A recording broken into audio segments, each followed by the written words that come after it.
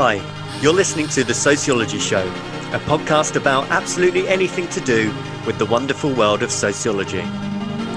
Whether you're a teacher, a lecturer, a student, or just taking a passing interest, this podcast will look at a range of issues from social class, ethnicity, gender, sexuality, religion, crime, education, and anything else that sociology has to offer. My name is Matthew Wilkin, and each episode I will speak to someone working in the field of sociology and let them explain all about their own interests, their research, and their experiences. So, put your earphones in, turn the volume up, and let's be sociology geeks together, eh? Hello and welcome to The Sociology Show. The Sociology Show podcast is brought to you in association with Tutor2You Sociology, the exam performance specialist for A-level and GCSE sociology students and teachers. And so you can visit their website, which is tutor2you.net/sociology. And once you're on there, you can look at revision guides, you can look at flashcards, revision videos, and everything else that you need for your A-level or GCSE sociology studies. And so my guest for this episode is Dr. William Kerr. Will, thank you very much for joining me. Well, thank you, Matthew, for having me. It's good to be here. Great. So do you want to start by telling us a little bit about who you are, what you do, Will? Yes, certainly. So I'm, I have a kind of a windy route into what I do. I'm currently a kind of a lecturer in criminology and criminal justice. So my background is in sociology, and that's primarily where my research lies.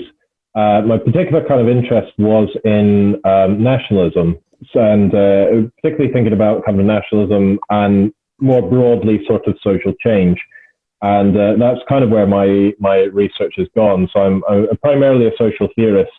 And basically what I do is I take certain ideas around Darwinian concepts. So the ideas that we kind of developed out from Darwin's notion of evolution. These ideas are kind of selection, change, environments, and pressures acting on variations, and draw on those ideas to kind of look at, well, how could you apply this to understanding kind of social change and cultural change and institutional change. And so that's primarily what I've been doing with the kind of a focus on nationalism and nation states, and in particular how those have kind of come about, using those kind of concepts to understand how nationalism came about, how it came to have such a strong grip on the world, and how kind of nation states come into origin. Thank you, Will. And you're based in Derby, is that right? University of Derby? Yes, University of Derby, yes. Great. The first thing that strikes me, I wonder, Will, as sociologists, have you met any opposition in terms of looking at something that's more biological, combining it with the social, the old nature-nurture argument? I just wondered, looking at evolutionary theory, does that often contradict sociology at all? Well, I've got a well-rehearsed spiel on this, because I usually, when I introduce this topic, I'll have people asking about social Darwinism and that sort of thing. There's not always been the friendliest of things, biology and sociology. For me, in my sense, what I'm doing is following along with the tradition that goes with a lot of other kind of writers working across a variety of disciplines. So likes of W.G. Runciman, Dan Sperber, Hendrik Sprout, Peter Richardson, Robert Boyd, and Jeffrey Hodgson and Björn Knudsen, whose pronunciation of whose name I apologize for, I think, who are they're not so interested in looking at kind of biology in terms of nature and nurture and thinking along terms in kind of sociobiological terms or evolutionary psychological terms, although some of them to greater and lesser degrees have that in there.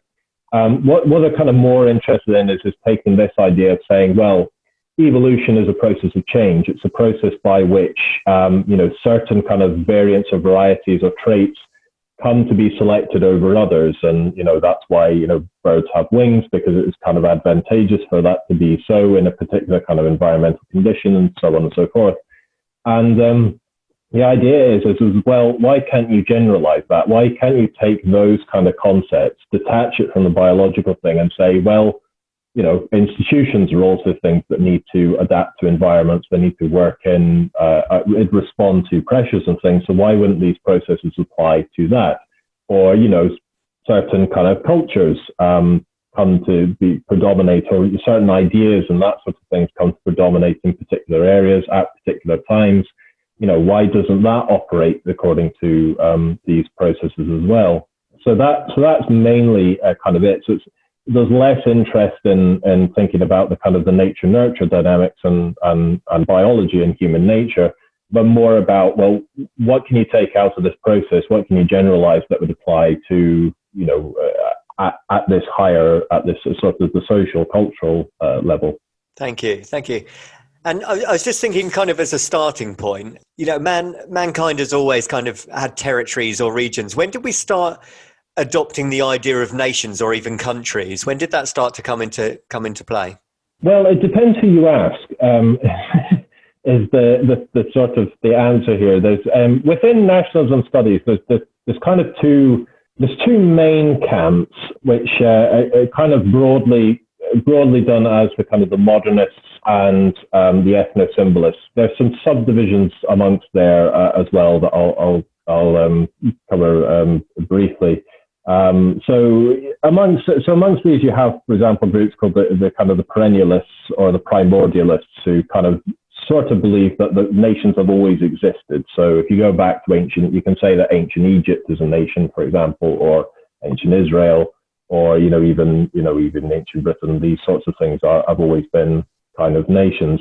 That's more of a minor kind of view. The two sort of predominant views is the modernist view, which argues that nations are almost entirely modern creations. They come along with the advent of modernity, specifically to kind of close the gaps on problems that arise in modern societies. So one of the kind of original formulations of this comes from Ernest Gellner, who sort of argues that nationalism is necessary in a way in order to close some gaps that arise with in industrial societies. So industrial societies kind of come along, and it causes problems. It uproots a lot of the kind of traditional kind of agricultural way of living, a lot of the traditional kind of ways in which people have been. And it also requires kind of people to be sort of flexible in their jobs and what they do. So because people are moving around a lot, because they're moving into the cities, because they're moving into lots of different industries, there's a requirement for mass education. There's a requirement for being able to educate people up to a certain standard. But there's also a need to bring these kind of groups together to create some sort of kind of binding identity that would draw them all together. So that's kind of Gellner's argument, essentially, is nationalism is this blending of high and low culture to create this overriding identity that everybody can kind of follow. There's then different kind of variations on that sort of thing. So the other kind of famous one is Benedict Anderson's notion of imagined communities, that with the arrival of kind of print capitalism, the technologies exist to make it possible to have a widespread kind of identity, because all of a sudden people can join up one another across territories. So that's the kind of the modernist sort of angle, that they're very kind of recent and modern formations. Ethno-symbolism, which is the other bigger camp, it sort of agrees with modernism that most nations kind of come into being with the arrival of the kind of the modern sort of worlds and societies, but that they don't emerge kind of out of nothing. They come from previous kind of cultural traditions, ethnic traditions, and territorial kind of traditions of formation. So it's not that nations create.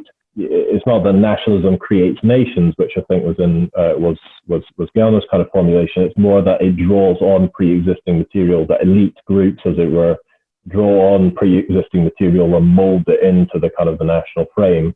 Although some of them do argue that you can find nations that in such pre-modern times.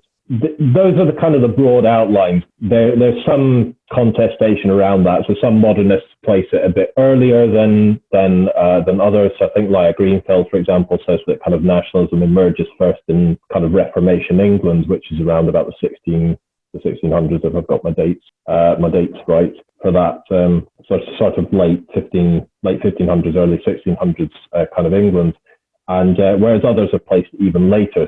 So Eugene Weber, for example, argues that there wasn't really a French nationalism until after World War I. It was that kind of late in the day. Obviously it depends a lot on other kind of countries and places as well. So there's kind of ranges of different arguments there on where exactly it's to be decided, as it were. Thank you. And then if we start trying to apply a bit of the Darwinism, if you like, then what's the basic understanding as to why humans need or desire kind of ownership of land or to belong to a part of a nation? What's your research kind of show in relation to that?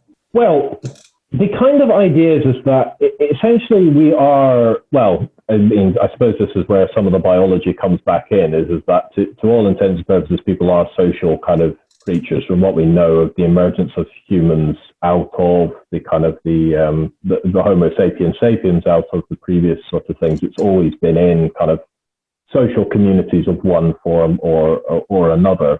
So there's always, so there is that impulse of gathering together and having kind of social formations around it. The impulse for these different formations that you get, it is primarily to do with these kind of impacts that you have from environmental kind of pressures. So hunting and gathering works as a kind of a formation in particular response to particular sorts of kind of pressures. But when you move to, when the sort of the move happens to agricultural society, so as a result of kind of changing climate, it becomes seasons become a bit more kind of predictable. It becomes a bit easier to kind of set up shop and lay land and plant foodstuffs and things, which so settled agriculture becomes more possible. But then that leads to kind of expansions of groups. It leads to expansions of things. It leads to creations of kind of surplus and food supplies and all the rest of it, which then creates different sorts of pressures. There's perhaps a need for a greater kind of division of labour and that sort of thing, which leads to kind of particular social formations. I mean, the thing to emphasise here is that the Darwinian approach is not saying that one thing is better than another. So it's not saying that one social formation is better than the previous ones. It's not to say that, agricultural societies trump hunter-gatherer societies or industrial societies trump agricultural societies. It's value neutral on that, as it were, because it's it's a quote comes from Darwin, which is the idea of this if basically it's the effect that if an insect is well adapted to its environment, you can't really say it's lesser evolved than a human, for example, or that sort of thing, because it's what works for its environment is what matters. And of course, evolution doesn't, when the selection process happens, it has to select amongst pre-existing material. So it doesn't, so we might be able to imagine a perfect kind of society sort of thing, or a perfect kind of evolved organism for a particular environment. But if it doesn't exist, or if the necessary prior formations don't exist to create it, then it's not going to be there. It works on things that already exist, because evolution essentially is somewhat lazy. It selects the best available variant, but not necessarily the optimal one that's there, and that's the kind of the thing really. So and as well as which, of course, there are there's no kind of straight unilinear line that goes from agricultural societies to industrial societies. There have always been competing formations and competing alternative organizational principles and that sort of thing. So we don't go straight to nation states. There were also competition, in Europe at any rate, there was also competition from city states and city leagues, which, in other kind of timelines and things, who knows, maybe those would have, might have come out on top. So that's the basic kind of ideas. We ended up with nation states essentially because within Europe, they were better at solving some certain kind of economic and organizational problems more so than city states and city leagues were capable of doing. And then, of course, Europe through kind of imperialism and colonial adventurism kind of imposed that format on the rest of the world. So does it essentially come down to practicality, a lot of it? You can't control a mass number of people over such a broad area. So it just, it's just about control and practicality. To To an extent, there's that kind of matter in there. I mean, the thing that what kind of Sprite calls sovereign territorial states, what they offered that was better than sort of city-states is that you had a defined kind of person or government institution that you could go to, that you could deal with, whereas with city-states or with city leagues, it wasn't always clear who was where the territorial boundaries were and who had authority on decision-making matters. So that's kind of one reason why there was a kind of an environmental pressure there for it. As for nationalism and why that kind of ends up as a sort of thing is that it is to a degree, it helps resolve some of the issues with having a kind of a mass territorial area and pulling people into allegiances. So the thing, what nationalism does well is it has a way of pulling people together. Essentially, it gives them a ideological kind of framework through which they can work with one another, through which they can identify one another as being a group together, as it were. And John Hutchinson in his kind of work talks about the way in which this was very useful, particularly with regard to war fighting, and how in fighting wars, for example, sees the origin of a lot of kind of national myths, but also the kind of the pushing of kind of national identities and that sort of thing. It's the arena wherein kind of stereotypes start to emerge amongst other things about a lot of, certain kind of stereotypes emerge and are used against one another. So it creates this sense of in-groups and out-groups. And what nationalism does quite well is it has a very large, it has a means of kind of collecting all this together, bringing these kind of different identities and myths together, and being in a kind of an overarching kind of identity that everybody falls into. Previously, of course, under kind of feudal sort of structures and that sort of thing, it didn't really matter that much if people didn't have a shared identity amongst the different kind of villages and not constituencies, but counties and areas, because the allegiance was to the king. Whereas in the absence of, what you get with nationalism is that you lose that, your allegiance is to the nation. So you need that sort of sense of togetherness, that sort of sense of being one people, kind of helps resolve some of the issues of it being a mass territorial state that has more sort of social mobility and more ability for people to move around the territory. It kind of sounds, I'm just, as you're saying all of that, it's very much reminding me of sort of a lot of Durkheim's ideas on value consensus. You mentioned the words framework, identity, togetherness. It's that sense of community, bringing people together. Could you apply functionist theory quite well to the idea of nationalism, do you think? I mean, you can do, and that's essentially what Gellner did, is he applied the kind of the functionalist, he kind of took a functionalist approach in saying that, the nationalism has, this particular kind of function. It resolves certain kind of contradictions within the kind of the arrival of kind of industrial society. And to an extent as well, Darwinian ideas are also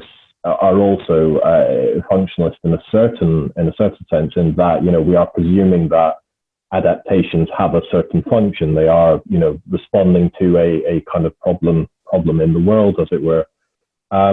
The problem with kind of functional reasoning, of course, is that it can end up being somewhat circular, in the sense that, and this is true with Darwinian sort of things as explanations as well, as it can end up with this sort of circular reasoning that, we know this serves this function, because if it didn't, the function, that thing wouldn't exist. Or, if we know this is an adaptation, we know this because if it wasn't, it wouldn't have been selected, and that sort of thing, which is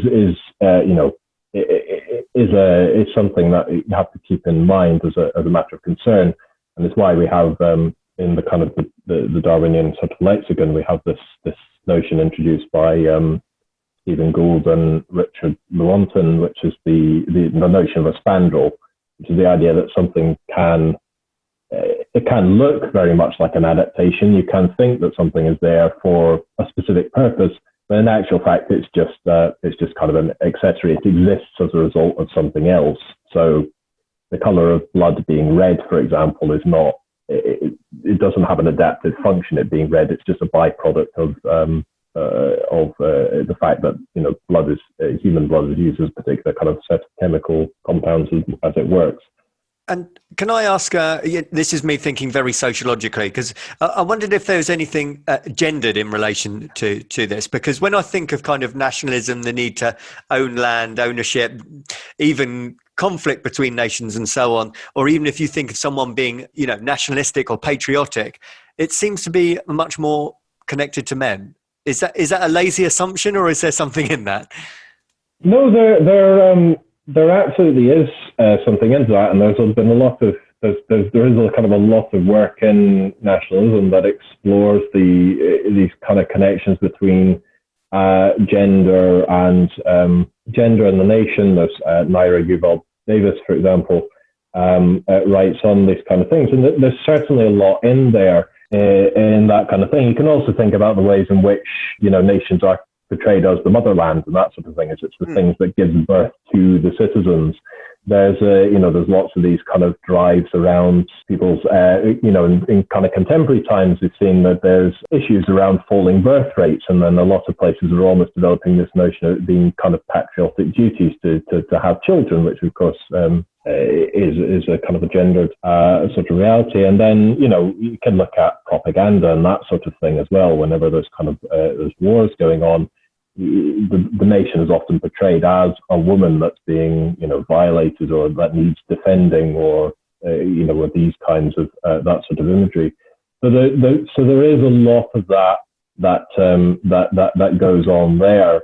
There's another kind of way as well, of course, which is that primarily, unfortunately, politics tends to be very male dominated, and so arguably a lot of things around nation states and nationalism takes the form of can take the form of being kind of seemingly very kind of male directed, or gendered notions of masculinity playing out primarily because it is it is men who are primarily at the top, and even and the familiar problem as well that even when women climb up those ranks, they often have to do so by adjusting themselves to the standards and culture that the men have created.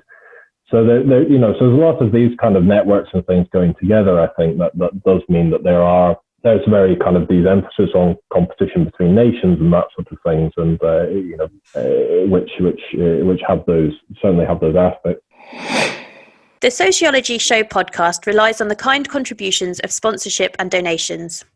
If you enjoy the show, then you can help with the hosting costs by donating as little as £5 on the GoFundMe page. Simply visit uk.gofundme.com and search for the Sociology Show. If you can donate, then you will be sent a Sociology Show pen as a small thank you for your continued support of the show. Thank you. And you're sort of bringing it up to date with where I wanted to go next with the question, because the idea of being nationalistic or being patriotic has certainly changed, hasn't it? I mean, some would argue that it gets quite a negative press now, in actual fact, that if you are jingoistic, or to a certain degree, it's now shrouded in negativity. Firstly, when do you think that started to change? And then secondly, why do you think that is?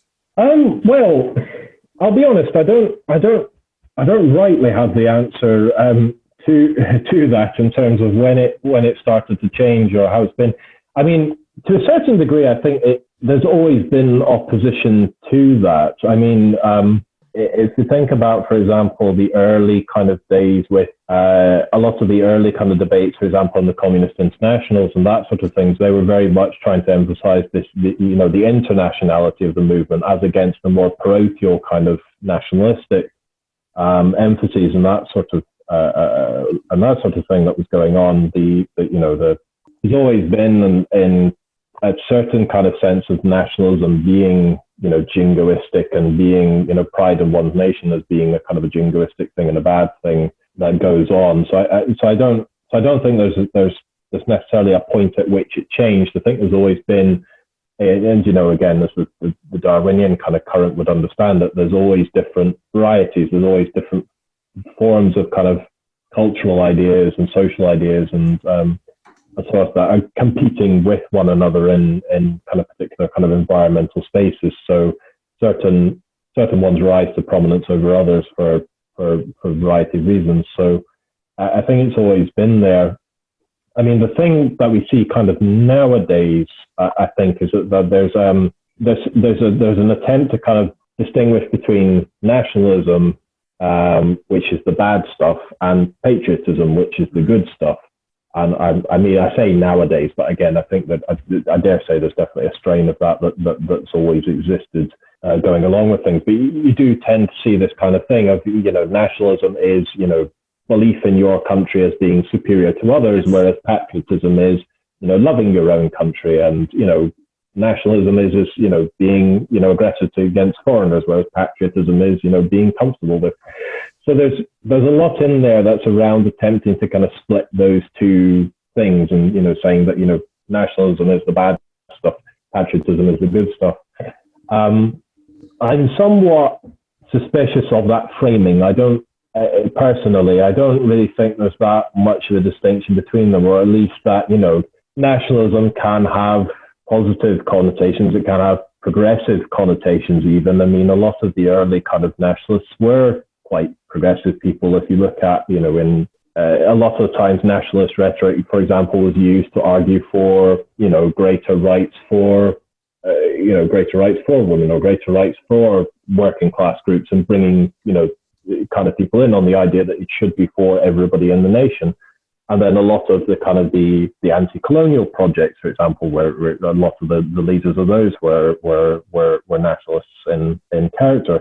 So it can have those progressive bents in it, but it can also lead to the bad stuff. And this is what we kind of see, where the imagery of the nation, or the image of who is part of the nation, can become very exclusionary and very problematic, even under we say more civic or liberal framings of nationalism. It can become very exclusionary, and this is part of the problem we have, where it starts to tie into issues around racism and sexism. But the issue around the kind of the patriotism angle is that maybe you can split off certain features, and you can talk about loving your country, or loving your history, or being proud of your country, or proud of your history, and that sort of thing within that. But it's very easy for that to then stray into the kind of the nationalism kind of territory if we accept the framing of the bad nationalism and the good patriotism. But it can blend into one another. So I think even if you are splitting those two off, it's a spectrum rather than two distinct kind of entities, which is why I'm a bit suspicious about how far you can push that, how well you can actually do with that framing. Yeah, I mean, the reason I asked that question is at the time of recording, we're about 5 or 6 days away from the Euro Football Championship starting, and the same debate I've seen come up. To what extent can you be patriotic? As an Englishman, can you fly the St George's Cross and say you love your country without any kind of negative connotations to that? And I'm not sure that. I mean, particularly as an Englishman, that's quite a difficult subject. If you were to see someone, for example, with the St George's Cross tattooed onto their arm, it does come with certain connotations, doesn't it?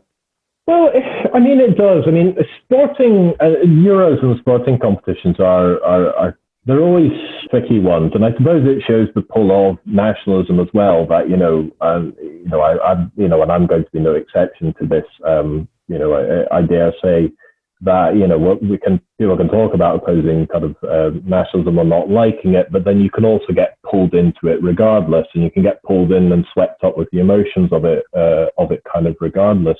And I mean, I suppose the thing it emphasizes is that it's not, again, it's not necessarily a bad thing or always a bad thing. It's that issue of the kind of the spectrum when it can start to tip over.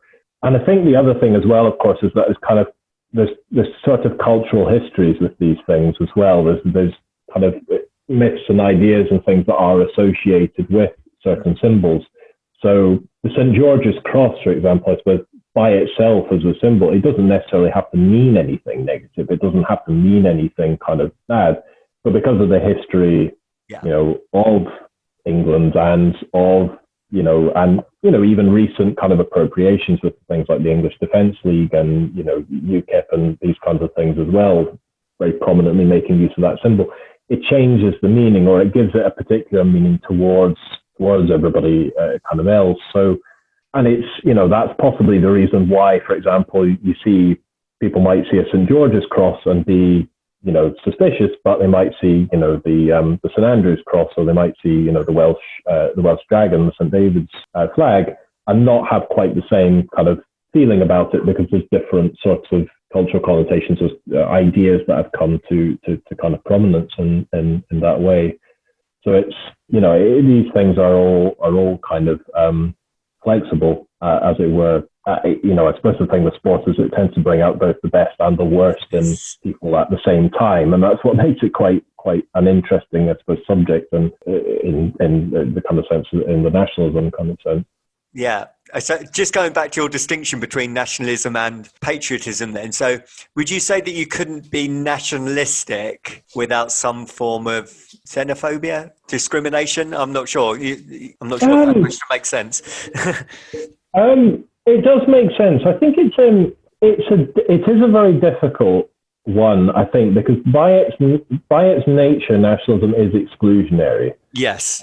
In the sense that it is saying that there are people who belong to this nation and there are people who don't belong to it. And there's no particular reason why that has to be very exclusive as a category.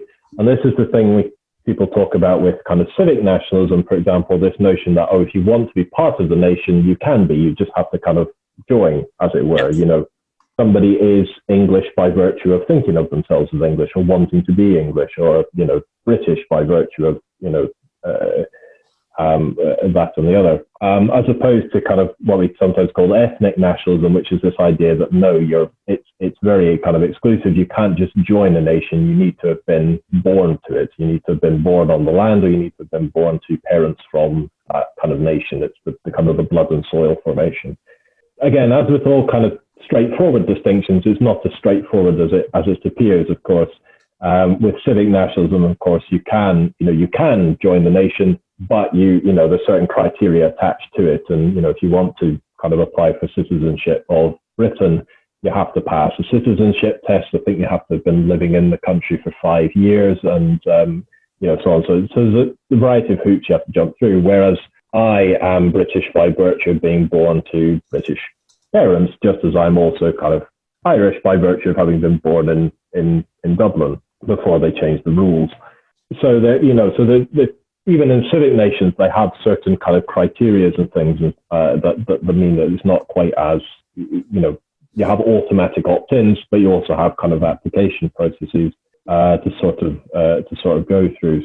There's a sense in which you can be, in the sense that you can accept that everybody kind of has a nation. You can believe that, or even believe that, your nation have pride in your nation without necessarily denigrating others or denigrating other kind of nations and that sort of thing, as a kind of an equal kind of idea. So that's possible, but by its nature, it is exclusionary, and it doesn't. And even people who are part of the nation are not always considered to be actually part of it. And this is the kind of thing you see with where the kind of I suppose the racism angle kind of comes in, that because Black people, Asian people don't look like they're part of the British nation because they're not white, they're considered, even if they're born here, they've lived here, they've done, they have their parents are from here, they've lived there all their lives and all the rest of it, they're still not considered to be kind of part of it. And this is what you saw with, for example, the Windrush generation, where previously kind of the category of British covered everybody who was in Britain, but also the former colonies. And then the definition changed,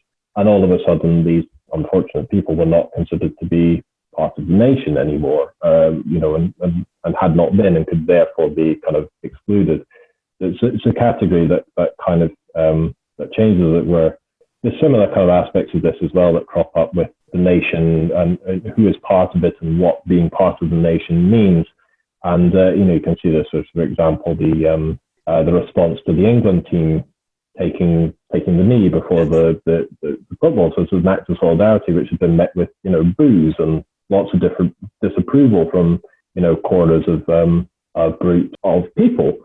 And significant chunks of the press and some MPs as well have kind of spoken out against this idea of this, things being divisive and that sort of thing. So it's people who are playing for England, who are as part of the team, are getting this, this kind of the nationalism is almost pushing people to not support their own national football team in a tournament that they have a decent chance of winning because of an objection to players expressing solidarity with the kind of the horrific kind of racial violence that occurs. So it's interesting how that kind of works and how that sort of nationalist feeling can push things. And I think it ties into that angle about, is it possible to be nationalistic without being kind of denigrating or discriminatory?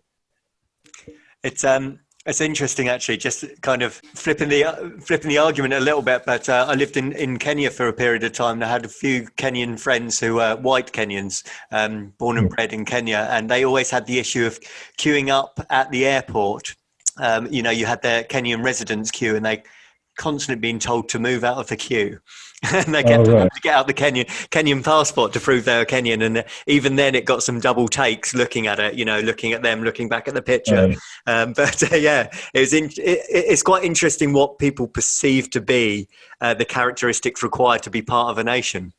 Yes, it certainly is, and I mean, an awful lot of time it's very unconscious as well. I mean, there was a thing that blew up. I think it was a couple of years ago when the BBC did I think it was for children. It's like a short animation of what Roman life was like in Britain, and it included a depiction of a black Roman family in Britain, and there was outrage about this notion that black people had been in Britain during the Roman Empire, but of course the Roman Empire stretched into Africa, it stretched into lots of places. So the idea that there weren't any black people in medieval in that time was the idea that there couldn't be was flat out wrong. And same in kind of medieval Europe, of course, because parts of chunks of Spain, for example, were kind of ruled by kind of the Muslim kind of empires coming out of North Africa for a significant period of time. But of course, the imagery that people have of it all comes from sort of movies and books and that sort of things that aren't necessarily representing things accurately, but people believe that it does and read that back onto the past. So even though the past is a lot more complicated or diverse than that sort of thing, people use things that are not from the past to argue that it isn't. So the networks of imagery and that kind of thing and how it kind of works is quite fascinating. Yes, how we construct our ideas, definitely. Will, I've taken up quite a lot of your time already, so I just wanted you to perhaps tell the listeners a little bit more about your publications, your books, where they can read a bit more about this. Yes, so I've got, if you have access to journal databases, I have two kind of articles on this subject. So I've got one paper published in Nations and Nationalism, which is called The Descent of Nations, Social Evolutionary Theory, Modernism and Ethno-Symbolism, where I basically try and use the kind of the Darwinian approach to sort of bring together the kind of the modernist and ethno-symbolic perspectives and try and show how they can actually be brought together through or synthesized with the kind of the Darwinian social evolutionary theory. In Studies in Ethnicity and Nationalism, I have a paper, Nations as Zones of Conflict, Nations as Zones of Selection, which again uses Darwinian kind of ideas to engage with the work of John Hutchinson, and particularly his kind of notion of culture wars and the idea that kind of nations, national ideas and things develop out of these kind of sort of culture wars that occur. And then in September, I'm due to have my book published with Palgrave Macmillan, which is Darwinian Social Evolution and Social Change, which will it expands on all of these ideas. So it kind of explores what Darwinism can contribute to understanding kind of social change, and also applies this towards understanding the emergence of kind of nationalism in England and Britain, but also in Japan as well, and doing a kind of a comparative study of those of the emergence of kind of nationalism and nation states in those two, England and Britain and Japan, and using that to kind of demonstrate the uses of the Darwinian perspective for understanding nationalism. Thank you, Will. And are you happy for me to give out your Twitter handle as well, if people want to add you? Yes, absolutely. So yes, the Twitter handle is at WCare110. Brilliant. Thank you so much for your time today, Will. Really, really appreciate it. And as we approach the football Euros, I think nationalism is going to be quite a hot topic, particularly as you said, with the whole taking of the knee, national anthems, etc. It would be very interesting to see how this plays out over the next month or so. Yes, well, I'll certainly be looking forward to it, both from a entertainment point of view and a scholarly point of view. So, thanks a lot for having me on the show. Thank you very much, Will. Really appreciate it. Thanks a lot. Thank you. The Sociology Show podcast relies on the kind contributions of sponsorship and donations. If you enjoy the show, then you can help with the hosting costs by donating as little as £5 on the GoFundMe page. Simply visit uk.gofundme.com and search for The Sociology Show. If you can donate, then you will be sent a Sociology Show pen as a small thank you for your continued support of the show. Thank you for taking the time to listen to the podcast. If you would like to contact the show or be interviewed, then please email the sociologyshowpodcast@gmail.com.